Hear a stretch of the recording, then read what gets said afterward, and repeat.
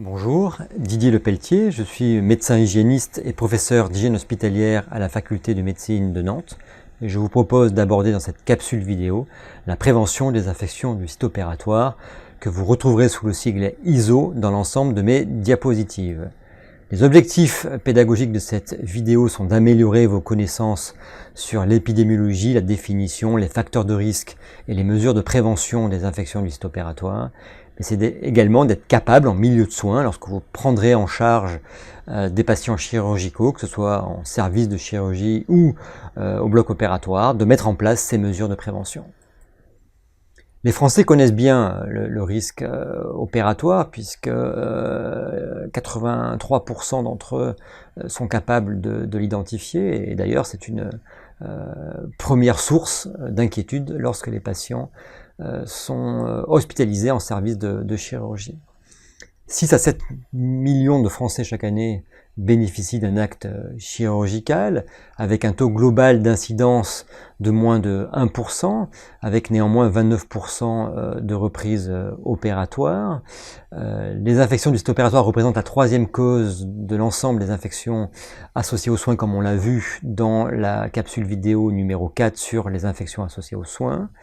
Et lorsqu'un patient décède avec une infection du site opératoire, celle-ci est directement attribuable le décès est directement attribuable à l'infection, dans près de 80% des cas. Il y a un surcoût économique évident aux infections du site opératoire, que ce soit des surcoûts hospitaliers liés à l'augmentation de la durée de séjour, que ce soit lié à la reprise opératoire, aux examens paracliniques supplémentaires ou encore à l'antibiothérapie mise en place, sans compter le coût social et éthique du patient. Depuis une vingtaine d'années que les infections du site opératoire sont surveillées en France par une surveillance standardisée promue par le réseau RESIN et l'Institut de veille sanitaire Santé publique France maintenant, on a constaté une diminution de pratiquement 50% du taux, passant de 2% à moins de 1% entre les années 90 et les années 2010, taux qui s'est stabilisé au-dessous de 1% jusqu'à nos jours.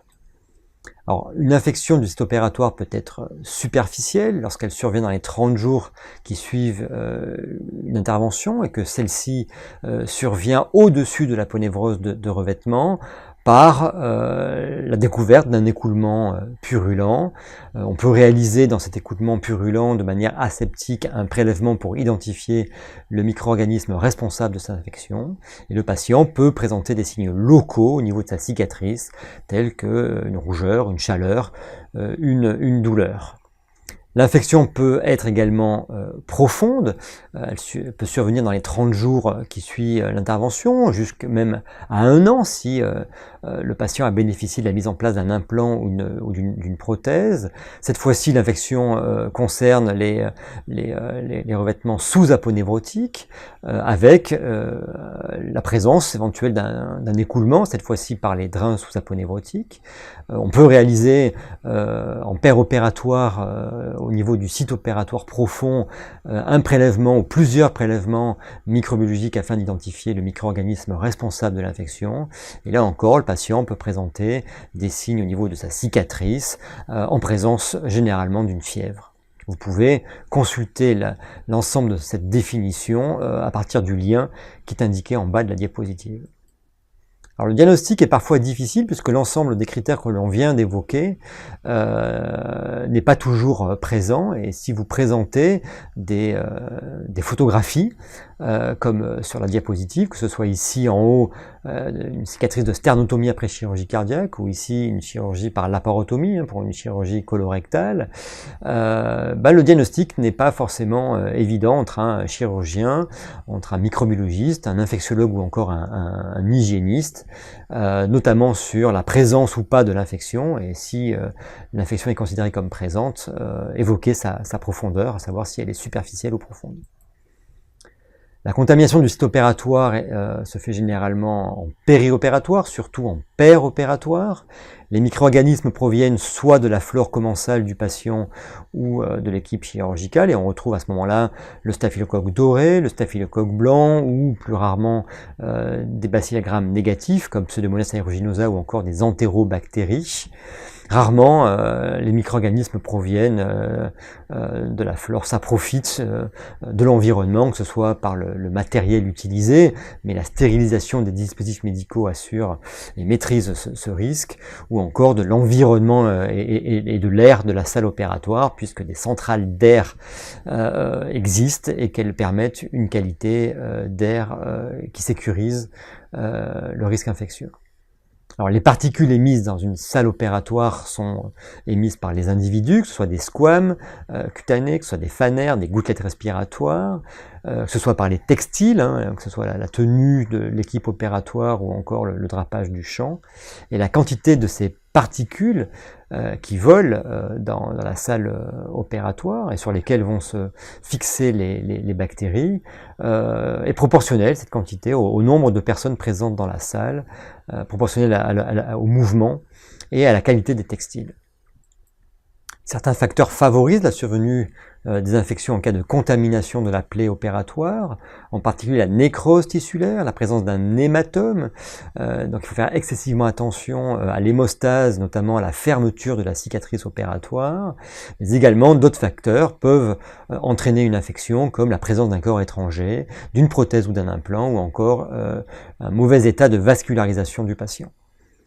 Alors, des infections liées à des contaminations post-opératoires sont rares, elles sont toujours possibles, notamment en chirurgie digestive, par exemple s'il s'agit d'un hachage de suture après chirurgie colorectale par exemple, en chirurgie traumatologique lorsque le foyer opératoire n'a pas pu être fermé en fin d'intervention par une perte de substance, ou encore la contamination par voie rétrograde des drains ou par les pansements peut exister théoriquement mais est relativement rare.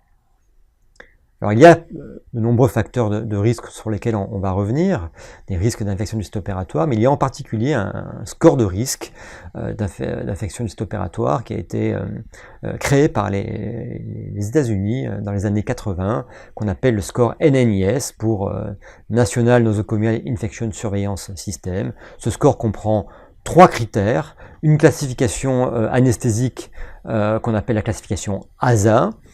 Il comprend également la classification d'Altemeyer, qui est une classification de contamination en 4 classes de la plaie opératoire ou du type de chirurgie. Et puis enfin, le délai opératoire avec comme seuil de gravité un temps opératoire qui dépasserait le 75e percentile du temps connu pour un type de chirurgie. Et lorsque un patient n'a aucun de ces facteurs de risque, le taux d'infection du site opératoire est d'environ 0,6% pour des données françaises publiées dans les années 2010. Et lorsqu'un patient cumule les 3 facteurs de risque, ce taux d'infection peut augmenter jusqu'à 10%. La prévention des infections du site opératoire se déroule tout au long de la prise en charge du patient, que ce soit une prise en charge préopératoire, péropératoire et post-opératoire, sans oublier également la prise en charge de l'environnement, de l'organisation et des pratiques dans une salle d'intervention. Alors la prévention préopératoire peut être liée au patient, en dehors du score de risque que je viens de vous indiquer, d'autres facteurs comme le tabagisme, le diabète, l'obésité, l'insuffisance respiratoire, le fait d'avoir des infections intercurrentes, notamment au niveau dentaire, représentent des facteurs de risque d'infection du site opératoire qu'il va falloir maîtriser avant l'intervention. Certains facteurs sont liés à l'hospitalisation, comme la durée de séjour. De plus en plus, les patients viennent la veille de l'intervention. On est dans le virage ambulatoire, ce qui fait que les patients sortiront le jour même de l'intervention et ne dormiront plus dans l'établissement de santé. Également, la préparation cutanée préopératoire. Je pense à la douche préopératoire, qu'elle soit réalisée au plus près de l'intervention par un savon doux ou par un savon antiseptique, laissé au choix de l'équipe chirurgicale. Et également la dépilation, le traitement des pilosités, sachant que la meilleure des préventions est de ne pas toucher finalement la pilosité vis-à-vis du risque infectieux. La prévention péropératoire concerne la qualité de l'organisation au bloc opératoire. On vient de le voir, la circulation, le nombre de personnes dans la salle d'intervention, leur tenue, la qualité de l'air dans la salle d'intervention, la conformité et la réalisation de la désinfection chirurgicale des mains, et également la stérilisation des dispositifs médicaux.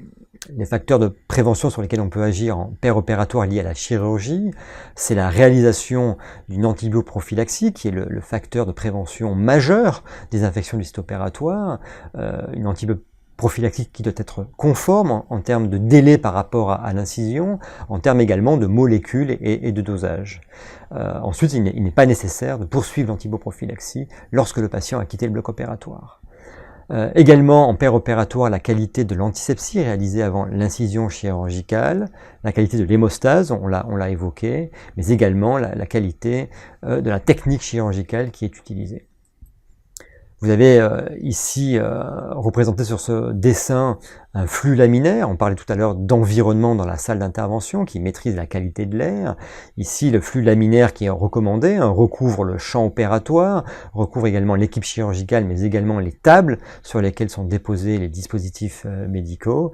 Et toutes les particules ou les bactéries qui seraient émises par l'équipe chirurgicale sont renvoyées sur les côtés. Et cet air est finalement récupéré par des bouches qui sont situées en général en bas des salles, avec un air qui est pour partie renouvelé et pour partie de l'air neuf. Bien évidemment, les prélèvements qui attestent de la qualité de l'air sont faits hors présence humaine, mais que la réalité, comme vous voyez sur ces photographies, la présence d'une équipe chirurgicale, le fait que les équipes régulièrement, ça a été mesuré, sortent et ouvrent la porte de la salle opératoire environ une vingtaine de fois par heure. En fait, tous ces mouvements, toutes ces allées et venues modifient la qualité de l'air, notamment par la baisse de la surpression de la salle d'intervention. Maintenant, la prévention post-opératoire au niveau de la plaie. Il s'agit d'être rigoureux sur les soins de la plaie, sur la réfection et l'ablation des pansements dans les 48 premières heures. Puis la surveillance de la plaie opératoire, notamment l'aspiration, la surveillance des drains, l'arrêt de l'antibioprophylaxie, on l'a déjà dit, et puis également la lutte contre la toux et la constipation pour éviter les désunions mécaniques des cicatrices. D'autres grandes mesures sont validées par l'OMS, comme la normothermie, la glycémie périopératoire, l'oxygénothérapie des tissus, le dépistage nasal et la décolonisation du portage du staphylocoque doré pour la chirurgie cardiaque et la chirurgie orthopédique, c'est-à-dire de chirurgie propre, l'utilisation de sutures imprégnées d'antiseptiques comme le triclosan pour les derniers plans de suture de la plaie opératoire en particulier, l'utilisation d'une checklist, je vais y revenir, l'éducation des patients et de leurs familles, et la formation des professionnels de santé, l'implication de l'établissement à gérer ce risque chez l'opéré, et enfin la réalisation par les équipes d'hygiène d'audits de pratiques en salle opératoire.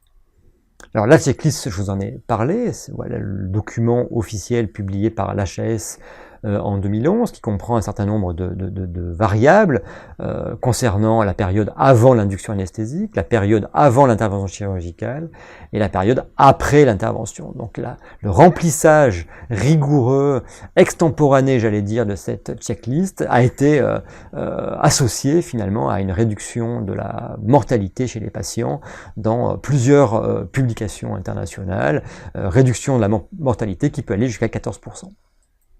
Alors pour en savoir plus, vous pouvez consulter des documents qui sont assez récents, un document américain publié en 2017 sur l'ensemble des mesures de prévention des infections du site opératoire. Les mesures de l'OMS dont j'ai parlé ont été publiées dans le Lancet Infectious Disease que vous pouvez consulter avec ces références. Et puis 2 références françaises publiées par la Société française d'hygiène hospitalière que vous pouvez consulter par le lien internet ici. Un premier document sur la gestion préopératoire du risque infectieux et un dernier document ici sur l'antisepsie de la peau saine avant un geste invasif chez l'adulte. Vous pouvez encore consulter différentes publications réalisées par le groupe national français pour la prévention des infections du site opératoire.